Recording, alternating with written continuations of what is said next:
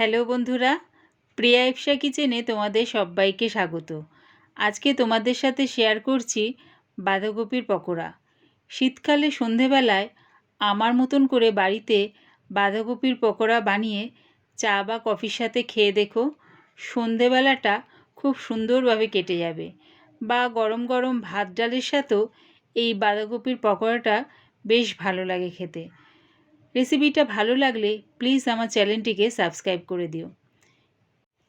আমি এখানে অর্ধেক বাঁধাকপি আগের থেকে ধুয়ে নিয়েছি, ধুয়ে ভালো করে কুচিয়ে নিয়েছি।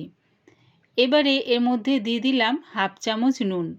নুনটা দিয়ে বাঁধাকপিটাকে বেশ ভালো করে চটকিয়ে মেখে 10 মিনিটের জন্য চাপা দিয়ে রেখে দেব। 10 মিনিটের পর চাপাটা খুলে বাঁধাকপিটা আরও একবার ভালো করে মাখিয়ে নেব। মাখিয়ে নিয়ে অল্প অল্প বাঁধাকপি নিয়ে ভালো করে দেখো এরকমভাবে চিপে চিপে জলটাকে বার করে নেব। দেখো বেশ খানিকটা জল বেরোচ্ছে বাঁধাকপির থেকে। এইভাবে আমি বাঁধাকপি থেকে পুরো জলটা এরকম চিপে চিপে বার করে নেব। সম্পূর্ণ বাঁধাকপিটার থেকে জল আমার বেরিয়ে গেছে। এবারে বাঁধাকপির দলাটা একটু ছাড়িয়ে ছাড়িয়ে নিচ্ছি।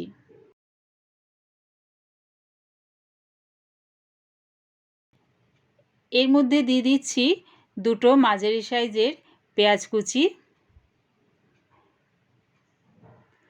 3টে কাঁচা লঙ্কা কুচি, দিচ্ছি ধনেপাতা কুচি, 4 চামচ বেসন, দিচ্ছি 2 চামচ চালের গুঁড়ি। যতটা বেসন নেবে তার অর্ধেক চালের গুঁড়ি নেবে। আমি 4 চামচ বেসন নিয়েছি, তাই 2 চামচ চালের গুঁড়ি নিয়েছি। দিলাম হাফ চামচ হলুদ গুঁড়ো, হাফ চামচ লঙ্কার গুঁড়ো। ঝালটা সম্পূর্ণ তোমাদের স্বাদ অনুযায়ী ব্যবহার করো। দিচ্ছি 1 চামচ জিরের গুঁড়ো, 1 চামচ চাট মশলা, আর দিলাম স্বাদ অনুযায়ী নুন। এই সবগুলো দিয়ে ভালো করে মাখিয়ে নেব।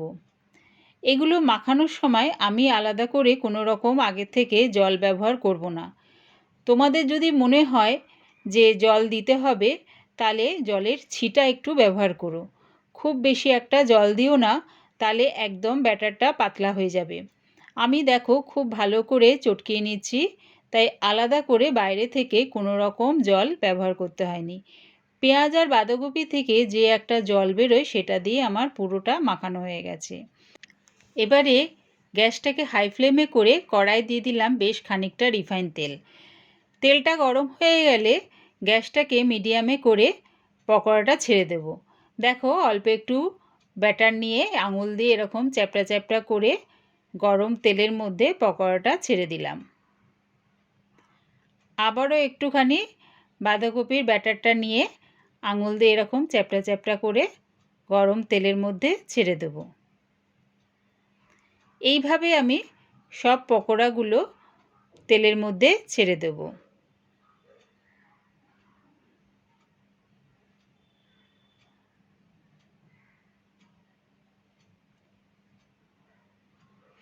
গ্যাসটাকে মিডিয়ামে রেখেই কিন্তু পকোড়াগুলো ভেজো।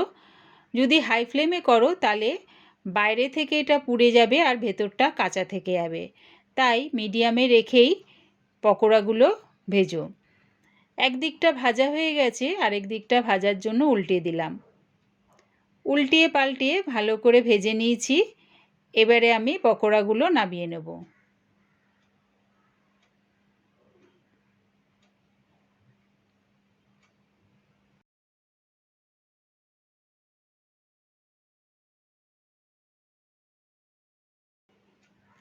আবারও ওই একইভাবে আঙুল দিয়ে চেপে চেপে পকোড়াগুলো তেলের মধ্যে ছেড়ে দিলাম।